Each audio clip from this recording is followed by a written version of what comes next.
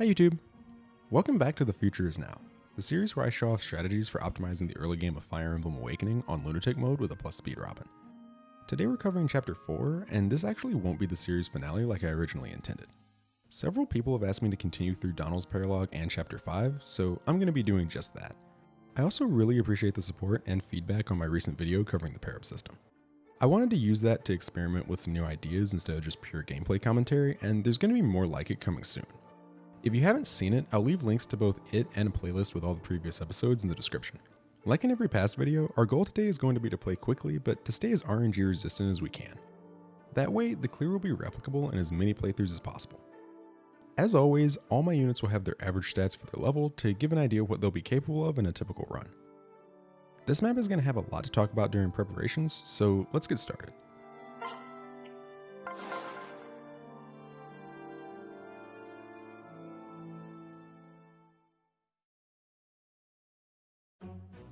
The first thing you'll notice coming into Chapter 4 is that we can't bring as many units as usual. In the last two maps, we started with 8 units and gained 1 more during the battle. Here though, we can only bring 6, and no one else joins mid-map, so for the first time we'll have to pare down our toolkit and make sure everyone that gets fielded is essential. Because deployment is so limited, Wait, who let this guy in here? And where'd he get those iron lances? Are those ours?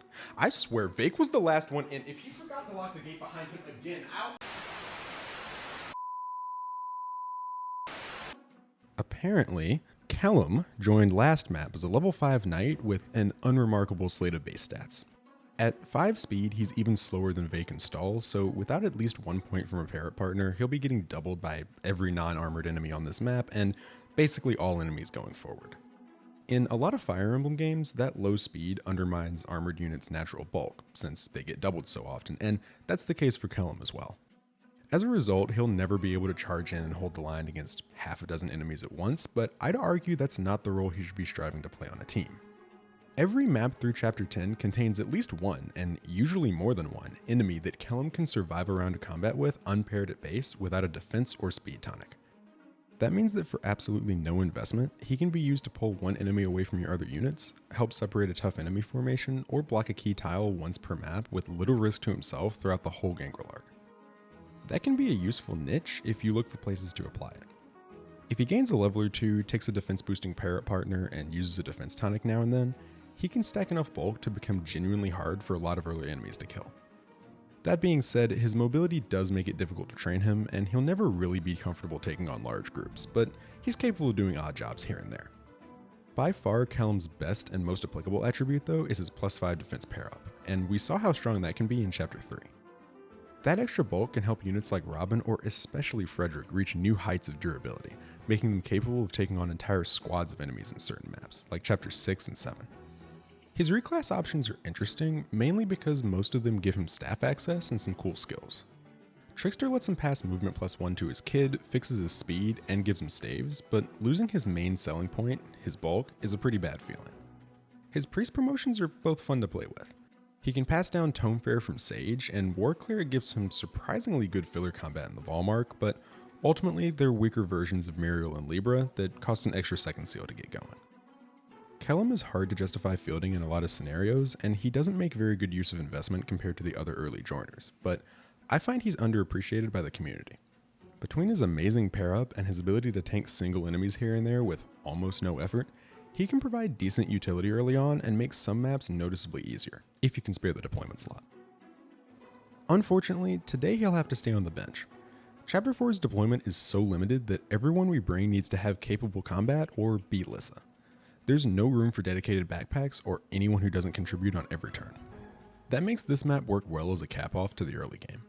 Crom is force deployed, the rest of the Prologue crew are too good to drop, and a good rule of thumb is that you can usually afford to train 2 units from Chapters 1 through 3, in my case Sumi and Muriel, which perfectly fills out all your slots for Chapter 4. Everyone here sans Lissa can fight enemies as a lead unit and provide good utility as a pair-up partner. Looking at the map, at first glance it seems fairly unintimidating because there aren't very many enemies. For me though, that couldn't be further from the truth. In this series, I want my clears to work regardless of random enemy movement and enemy skill rolls. Skill rolls are only a minor annoyance. Potential HP plus 5 on the fighters means I have to make sure they die in the same number of hits with or without the skill, and potential focus on the mages means I have to be careful with my positioning to block their extra crit chance if they have it. Possible defense +2 on the knights doesn't matter much since it won't save them from tomes or the hammer, which are already the best ways to deal with them. Random movement on the other hand, that's a different story. I explained a lot of how random movement works and some ways to play around it in my chapter 1 video, so check that out for a more general explanation. In this map specifically though, there's absolutely no terrain that affects movement, so you can't use the environment to corral the enemies, and most of them will become aggressive before you have a chance to give them a target, meaning they'll have some freedom to choose where they go on their first move. Fortunately, this map has very specific ways to mitigate this, but I'll get into those during the clear. The enemies here become aggressive in successive waves. The southern fighters and the mages on turn 1, the knights on turn 2, the northern short axe fighters on turn 3, and the boss on turn 4. Because they activate in such quick succession, the enemies in the next wave will usually start to threaten you right as you're finishing up with the current wave, so there's constant pressure on the player to clear enemies fast and avoid getting overwhelmed, especially since there's no terrain to hide behind. Because the boss is so strong, fast, and bulky, fighting her plus another enemy at the same time is incredibly demanding, and at times flat out impossible, so this map effectively has a soft time limit of 6 or 7 turns. Our units are really strong for this point in the game though, especially our plus speed Robin, so making progress without wasting time won't be an issue. One nice part about this map is that besides the boss, speed benchmarks here are much more relaxed than they've been recently. Where non-armored enemies in chapters 2 and 3 had anywhere from 11 to 13 speed, here they all have a flat 10. Our speed boon Robin has 13, and that means that he can double everyone but the boss with just a C-rank Cavalier pair-up. Other boons can usually double everyone too, but they require a C support from a trained Crom, who doesn't give +3 strength and defense like the Cavalier would. Unfortunately, I have to keep a tight ship this map if I want my unit's training to stay on track, so I couldn't justify fielding Sully. Instead, I'm going to use Crom to help Robin double and a defense tonic to simulate the extra bulk Sully's pair-up would have given. As far as our support progress is concerned, Robin would have reached C rank with Muriel in chapter 2 had she been female, and male Robin caught up in chapter 3, so now our avatar gets an outstanding 5 magic and 3 skill from Muriel regardless of their gender. That bonus will be critical for this chapter and very powerful in the next few maps as well. Sumia unlocked her C support with Crom last chapter, so now she's going to work with Fred and reach C rank with him too. That way, if you're following my moves in this series, you'll be able to pursue an S support with either of her best husbands after chapter 5 without starting on the back foot. Before we get started, 2 last topics to briefly touch on are shops and the forge. They opened up after beating chapter 3, and they give every unit a ton of fun new tools and much more flexibility. The options for what to buy in Forge first are so numerous and nuanced that I'm going to be giving them a dedicated appendix video in the coming weeks. For now though, I'll just give a quick overview of what I decided to purchase for this clear specifically. Robin's got a Thunder Tome forged with +2 might and +5 hit. With Muriel's C rank pair-up bonus and a C rank in tomes, it lets him one-round the knights here, and the extra hit makes him significantly more accurate on a few key moves. It's got full uses because I bought a fresh tome to forge and sold the one Robin joined with to help mitigate the cost. One of the mages on this map drops another Thunder, so I'll use that going forward if I want to conserve uses on this one. Like I mentioned earlier, Robin's also used a defense tonic, since he'll have to take a few hits this map and won't be able to take a defense pair-up. Sumi is using the Javelin forged with 1 extra might. With this, a strength tonic, and Frederick's pair-up, she has exactly enough power to one-round the mages. Muriel is carrying a Wind Tome with +2 might. This is mainly for Robin to use against the Wyverns in chapter 5, but I decided to make it now instead of later because Wind has another important trait besides its effectiveness. Its base 100 hit. That'll give Muriel an accurate, somewhat strong attack she can use on this map and Prologue 1, and it improves her hit rates against the boss here significantly. The forges I have will work very well for most team compositions, but if you've been training Vake, I would recommend skipping one of them depending on who you've benched, and instead forging his Iron Axe with 1 or 2 might and 10 hit. That way he can 2-hit KO the fighters here with good accuracy. I think that's everything, so it's time to see if this Marth can live up to their name.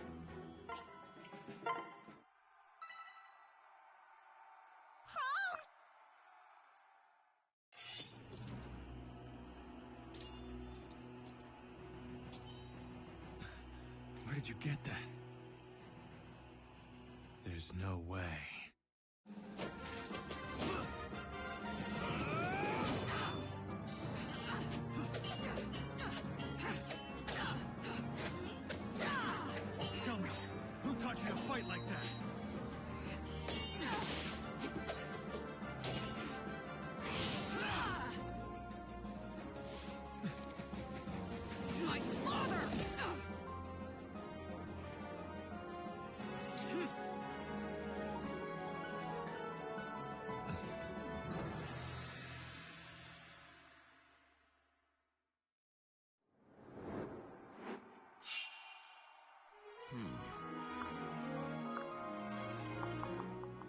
The first order of business is taking care of the closest enemies to our starting positions, the Steel Axe Fighters.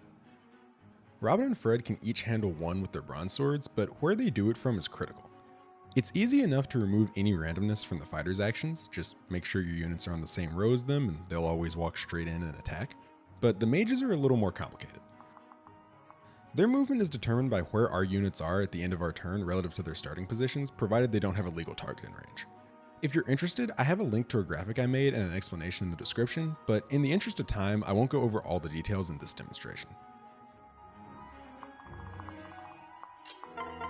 As one. Robin's position forces the right-hand mage to always move down 2 and left 3, as long as everyone stays on the 3rd, 4th, or 5th rows from the bottom of the map. If anyone's further to the north or south, they can randomly pull the mage to the northwest or southeast respectively. I'll look after you. None shall harm you. Fred's position is far enough to the left to give the western mage a choice of 2 possible destinations, but which one he picks doesn't affect us. Here goes. Lissa tags along to build some support with Fred, and Muriel moves far enough north to constrain the eastern mage. If she waited next to Robin, her support would give him a chance to crit the fighter, so she keeps her distance for now.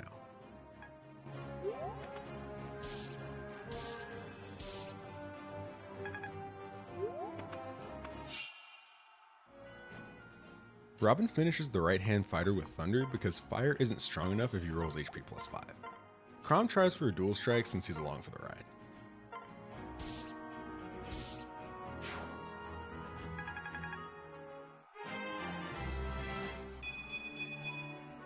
With this level, Robin has enough defense to give +1 on pair up now. He also picks up Solidarity, which gives +10 dodge and crit to adjacent allies. That's essentially a one-man crit block formation, and we're going to use it right away. Don't get careless. Sumia can fight this mage with almost no chance of death thanks to Solidarity. He'll have no crit on her unless he rolls Focus, in which case he'll have 1% listed. It's all right.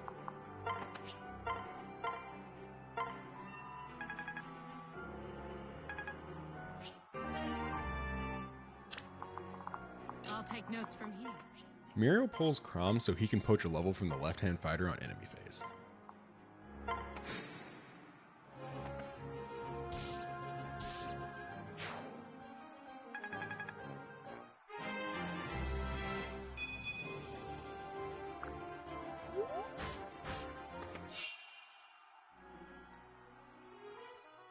The Knights activated last turn, so now they're closing in on our position. Robin can team up with Muriel to fry the nearest one, but we also need to deal with this mage. He can either end up 1 or 2 spaces diagonally southwest of the closest knight. If it's 1 space, Sumia moves below him and kills with the Bronze Lance. Even if he rolls Focus, it won't be active since the knight is within 3 squares, so crit won't be an appreciable risk. If it's 2 spaces, Robin moves first and kills the knight. Then Sumia uses Solidarity's aura to negate crit from the mage, since in that scenario, Focus will be active if he rolls it. Either way, Sumia attacks from the same square. Please stay strong.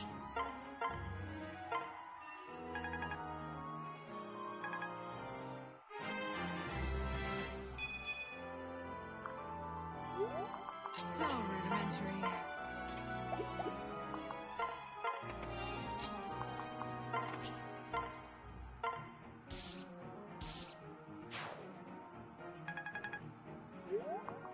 Be careful.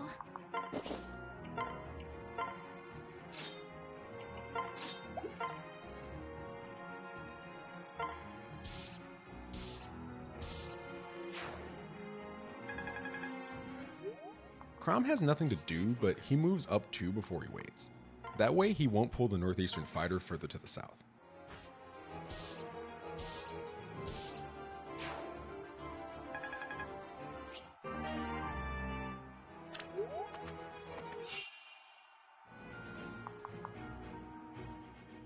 This fighter has 2 possible positions he can end up in on this turn, here or here.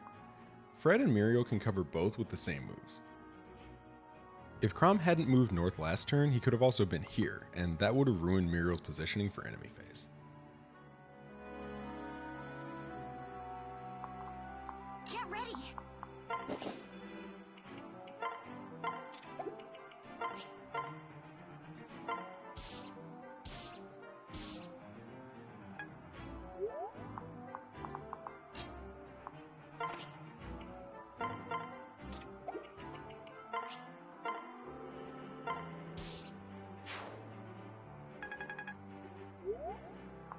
Look out! Remember kids, always separate your pairs if they aren't fighting. I've got you. Muriel is guaranteed to survive this short axe with Robin's new defense bonus. If Robin's a little behind on defense though, you can just buy her a tonic. Robin moves down 4 spaces, but not all 5 to fight the last generic on enemy phase. That makes sure the fighter and the boss are in advantageous positions for us on the final turn. He takes the fire from Muriel because 2 hits from any stronger to him could kill, and we want to feed this guy to someone else. Fred delivers Crom to Robin so he can double. Here, Fred is in range of the fighter and can't counter, but he'll get ignored because he has weapon triangle advantage and more defense than Robin. All right.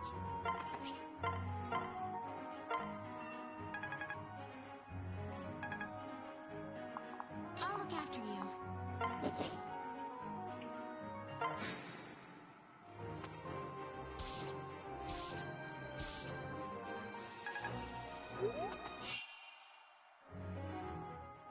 On the last turn, we've only got 2 enemies left to deal with. They each have 2 possible positions, but they'll always be the same relative to each other, which means the moves I do here will always work from the same positions relative to the boss. Here goes. First, Lissa pulls Crom so he can take care of the fighter Robin saved for him.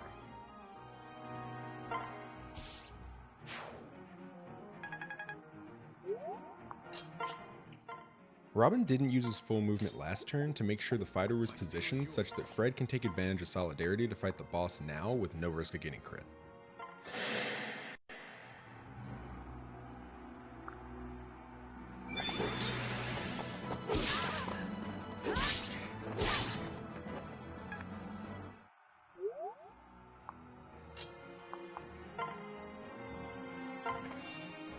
Enlighten me.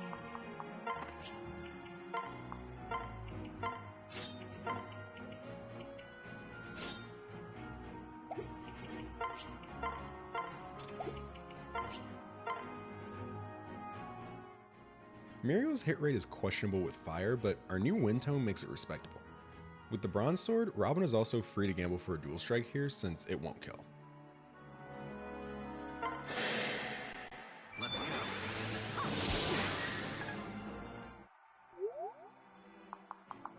Stay strong.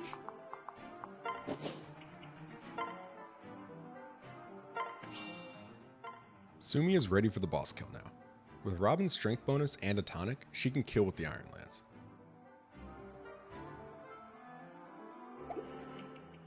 Robin's Thunder Dual Strike has a chance to pick up the kill even if she misses at 95% listed hit.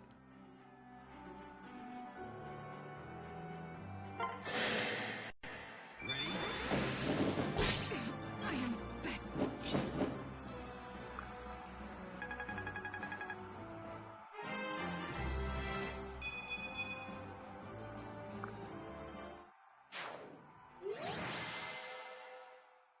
That's another map conquered by Speed Boon Robin.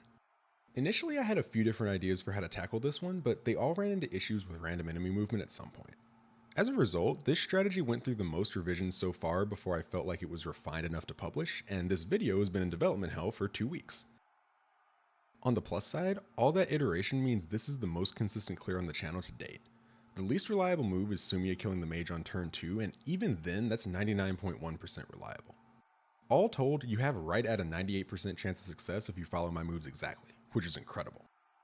I also want to make sure I'm using my money as efficiently as possible, and to that end I was able to cut back to only using 2 tonics compared to the 3 I initially needed.